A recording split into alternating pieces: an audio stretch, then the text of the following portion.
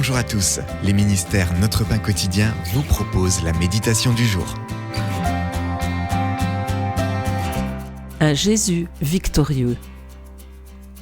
Le 14 janvier 1973, quand le Super Bowl 7 a été disputé, la perfection était en jeu. Jusque-là, dans la saison de football américain, le bilan des Dolphins de Miami était parfait. 16 matchs sans une seule défaite.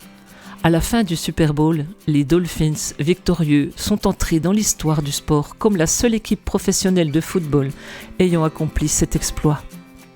Victorieux. Voilà un qualificatif s'appliquant aussi à Jésus. Dans son ministère, il est allé de victoire en victoire. Le récit que Matthieu fait du ministère de Christ en Galilée inclut des affirmations qui en font le résumé du début à la fin. Jésus parcourait toute la Galilée, il enseignait dans les synagogues, proclamait la bonne nouvelle du royaume et guérissait toute maladie et toute infirmité parmi le peuple.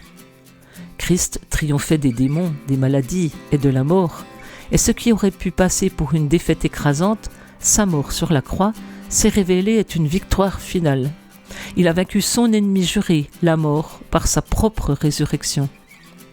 Les vainqueurs, que ce soit dans les sports ou dans d'autres domaines, sont couverts de prix et de cadeaux.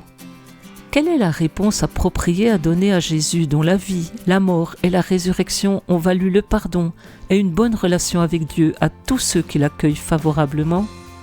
Rien de moins qu'une allégeance empreinte d'adoration. C'était un texte de Arthur Jackson. Qu'est-ce qui vous étonne au sujet des victoires de Jésus? Que pouvez-vous faire pour célébrer ces victoires passées et présentes? Seigneur Jésus, pardonne-moi de ne pas avoir compris à quel point tu es étonnant. Ouvre mes yeux pour que je te voie et mon cœur pour que je t'adore. Cet encouragement vous a été proposé par les ministères Notre Pain Quotidien.